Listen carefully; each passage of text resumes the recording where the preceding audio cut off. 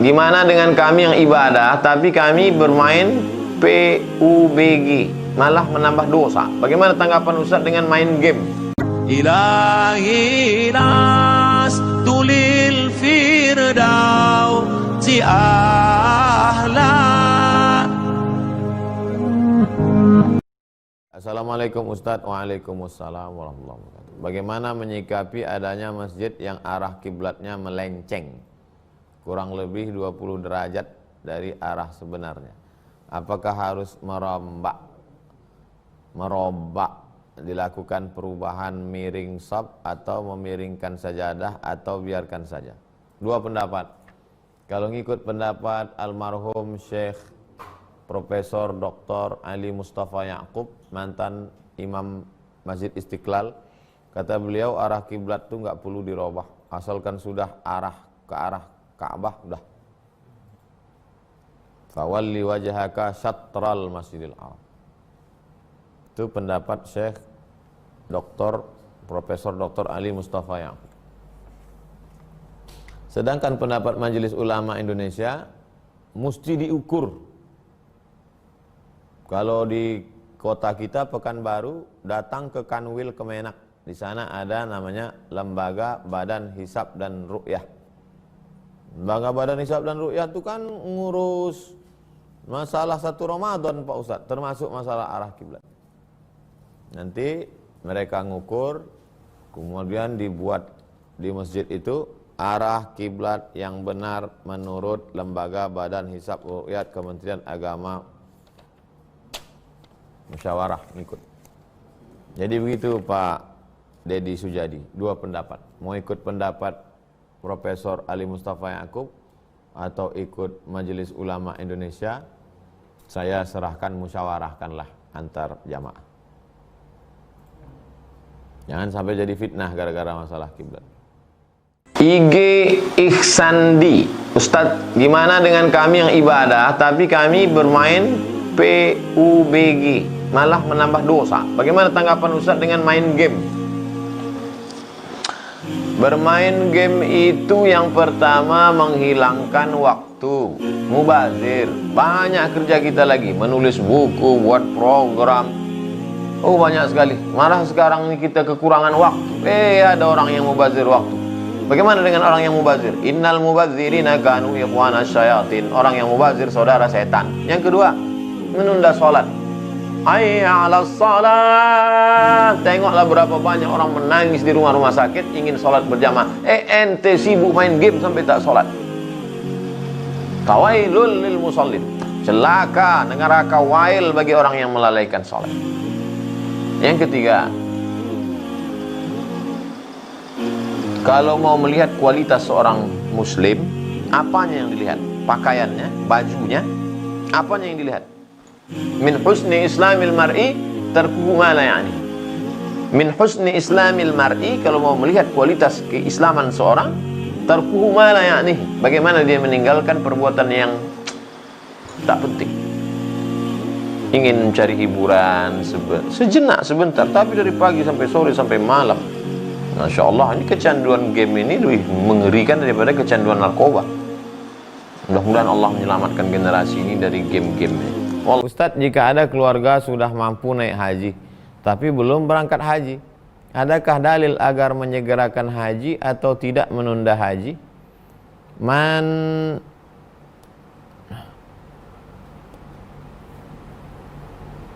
Man lahu zad, siapa yang punya bekal, falam yahuj, tak mau pergi haji, mata mitatan jahiliyah, matinya mati jahiliyah. Jadi store aja dulu, tahun ini nggak bisa berangkat karena corona bapakmu, tak bisa berangkat karena corona, maka nanti store aja dulu ONH. Kalau ada uang ONH plus berarti dalam 2-3 tahun, kalau tidak ONH plus, ONH biasa berangkat dalam sekian puluh tahun. Mati dalam itu sudah tidak dikatakan mati jahiliyah karena sudah store. Niat sudah ada, karena belum giliran aja. Tapi insya Allah sampai berangkat. Mana adab kita menyapa, menegur pemimpin yang zalim, tidak amanah dalam memegang tampuk kekuasaan? Pertama, kita tinggal di negara demokrasi. Kita tidak tinggal di kerajaan Saudi Arabia, Mas Bro. Kita tinggal tidak monarki, raja mati naik anaknya. Kita tinggal di negara demokrasi. Cara menyampaikan aspirasi dalam demokrasi itu dua. Pertama melalui parlemen, anggota legislatif, DPRD, DPR RI, DPD. Kalau mentok nggak bisa, maka melalui unjuk rasa damai. Bukan dengan menghancurkan bangunan, mengotori jalan, bukan. Unjuk rasa itu adalah bagian dari menyalurkan aspirasi dalam demokrasi. Jadi kalau ada orang melarang unjuk rasa itu ya dikawal. Kita kan punya polisi, tentara, Satpol PP, dikawal supaya tidak terjadi hal-hal yang tidak diinginkan. Karena unjuk rasa adalah bagian sepaket dari demokrasi. Jadi kalau ada orang melarang unjuk rasa, berarti dia tidak menerima demokrasi secara utuh. Masuklah kamu ke dalam demokrasi kafah.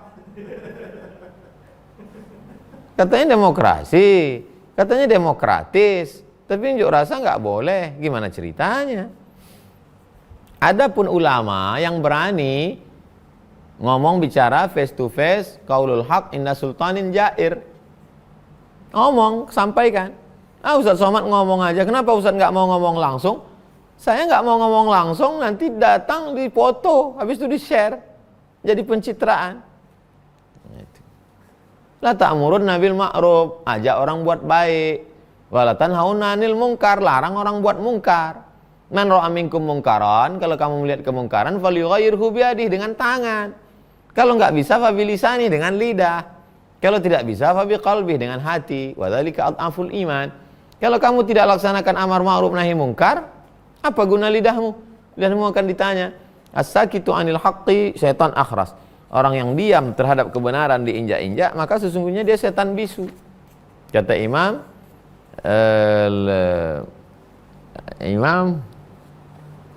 Abu Ali Ad-Daqqaq. Ustadz, saya TKW di Taiwan sudah 14 tahun, Masya Allah. Sesuai aturan setelah 14 tahun saya harus meninggalkan Taiwan. Namun karena corona dan melihat pemerintah Indonesia, saya milih untuk tetap di Taiwan. Jadi status saya ilegal. Bagaimana dalam pandangan Islam terkait gaji hasil kerja saya, Pak Ustadz? Berat saya menjawab pertanyaan ibu. Karena kalau saya katakan penghasilan ibu haram, nanti ibu pulang, lalu kemudian kita kan ada aturan internasional, harus ada visa, kemudian harus ada. Jadi saya tidak bicara hukum. Saya bicara waktu saya pulang dari Hong Kong, satu pesawat di sebelah saya itu saudara kita tenaga kerja Indonesia. Apa kata beliau? Ustadz, saya sudah melihat saudara-saudara kita yang di luar negeri. Tolonglah Ustadz sampaikan kepada penguasa supaya membuka lapangan pekerjaan. Sulit kami untuk makan, untuk kerja. Banyak, intinya banyak mudaratnya. Bayangkan betapa sakitnya hati orang Indonesia. Keluarga dia mesti mencari nafkah 14 tahun. Tiba-tiba di depan mata dia bisa pula orang asing kerja di tempat kita. Gimana sakitnya? Itu. Saya khawatir kalau terlalu banyak orang sakit hati, mengamuk dia. Bisa mengamuk secara zahir, bisa juga dia berdoa kepada Allah. Doa orang teraniaya ini luar biasa. Untuk saudara-saudaraku yang bekerja di luar negeri, jangan pernah berpikir bekerja selamanya. Cobalah berpikir untuk kumpul modal aja. Makanya kalau pulang setahun sekali atau 2 tahun sekali, jangan habiskan duit itu untuk beli kulkas sebesar lemari, beli TV sebesar bioskop, karena banyak yang begitu. Banyak yang begitu, kerja dia 2 tahun, pulang beli TV, beli motor, habis, terus pergi lagi. Jangan begitu. Jadi pola pikirnya, pulang itu untuk modal, irit, beli aja secukupnya, beli TV cukup untuk nonton. TV besar sedikit dari HP cukup lah. Besar-besar. Habis itu buat modal kolam ikan, modal beli sawah, yang kira-kira bisa kita cocok tanam.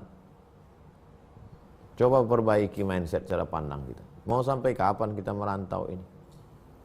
Jadi harapan saya Ibu Jannatun dan ibu-ibu saudara-saudariku yang lain yang bekerja mencari nafkah, perbaiki niat, kumpul untuk modal, pulang sektor pertanian. Lebih baik di sini rumah kita sendiri. Ahmad Albar.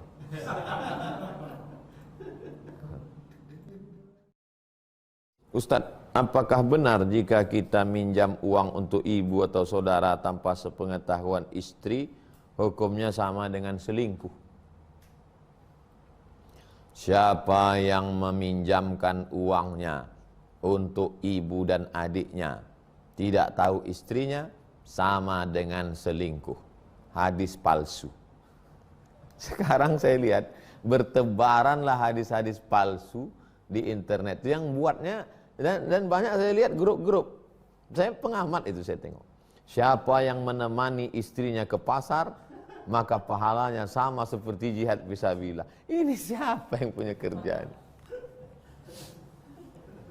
Ini dari pihak kelompok ibu-ibu yang buat, saya yakin. Lalu kemudian dari pihak bapak-bapak membalas, siapa yang mau menikahkan suaminya, mencarikan calonnya, menyiapkan biayanya, maka masuk surga tanpa hisab. Jadi mereka ini perang ini di dalam. La haula wala quwata illa billah. Kalau kita tidak senang, tidak suka, katakan tak suka, jangan lagi membuat-buat. Apalagi kalau menisbatkannya sampai ke Nabi. Man kadzdzaba alayya muta'ammidan falyatabawa maq'adahu minan nar. Siapa yang berdusta terhadap Nabi secara sengaja, maka siapkanlah tempat duduk dari api neraka.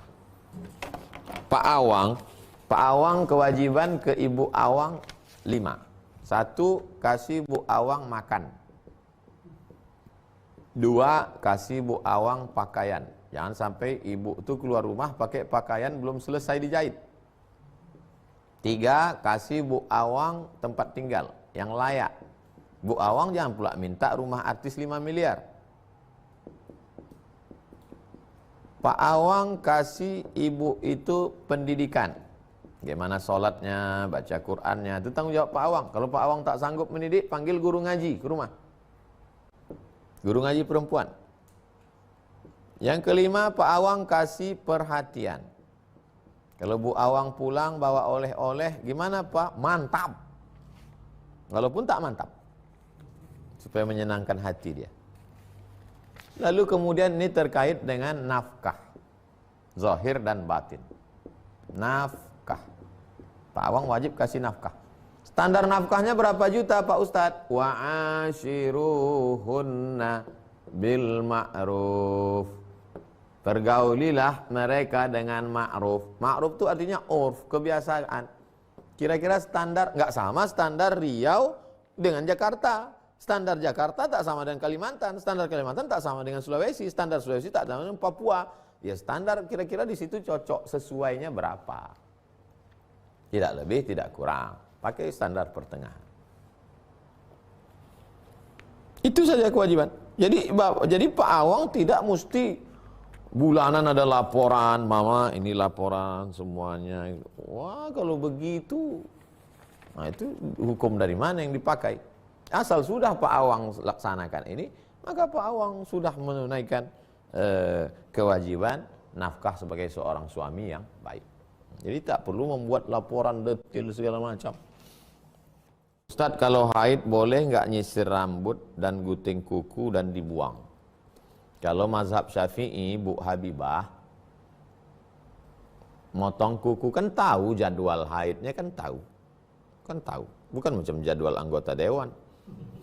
Jadwal haid itu kan tahu kapan. Jadi sebelum haid gunting dulu. Potong rambut dulu. Kalau ada yang mau dirapikan, nanti setelah. Jangan. Dalam mazhab Syafi'i enggak. Dan saya berpegang pada itu. Karena lebih hati-hati. Tapi kalau rambutnya gugur, almarhumah mak ini dulu kalau di dalam laci mesin jahit tuh membungkal rambut. Untuk apa nih mak? Nanti dibawa mandi. Rupanya kalau rambut tuh gugur, dibawa mereka untuk mandi saat mandi haid. Lalu karena penasaran, lalu saya tanya ke Syekh Said Askar, ketemu di jalan. Assalamualaikum Syekh Said Askar. Waalaikumsalam. Beliau ini anggota Majma' Buhus, lembaga riset Al-Azhar. Kanat min taqalidi ummahatina fi Indonesia, tradisi emak-emak kami di Indonesia, idza saqatat sya'ruha, kalau rambutnya gugur, au zafruha, atau kukunya gugur, tamassakat biha, mereka simpan. Summa hamilatha waghtasalat biha, kemudian mereka bawa dan mereka bawa mandi. Ma hukmu fi dzalik ya Syekh? Kata Syekh Said Askar, idza saqatat aw inqata'at, kalau gugur atau kuku patah, fahiya kazibalah, dia sama seperti sampah aja, kata dia. Dia tak perlu disimpan dikutip. Oh. Setelah pulang saya kasih tahu, tapi orang tua tetap berpegang. Enggak, kata Ustadz kami dulu, mesti. Nah, itu. Jadi Ibu Habibah, jangan potong rambut, jangan potong kuku. Tapi sisir kan nggak terelakkan. Ketika ibu sisiran, gugur dia, bisa pakai pendapat dua. Kalau ibu gulung, ibu bawa mandi, pendapat dalam mazhab Syafi'i, selamat. Tapi kalau ibu buang, pendapat Said Askar, ulama besar Al-Azhar, kata beliau sama macam sampah aja. Saya kalau ada pendapat, saya sampaikan supaya tidak memberatkan. Dinu yusrun, agama ini mudah. إلهي لست للفردوس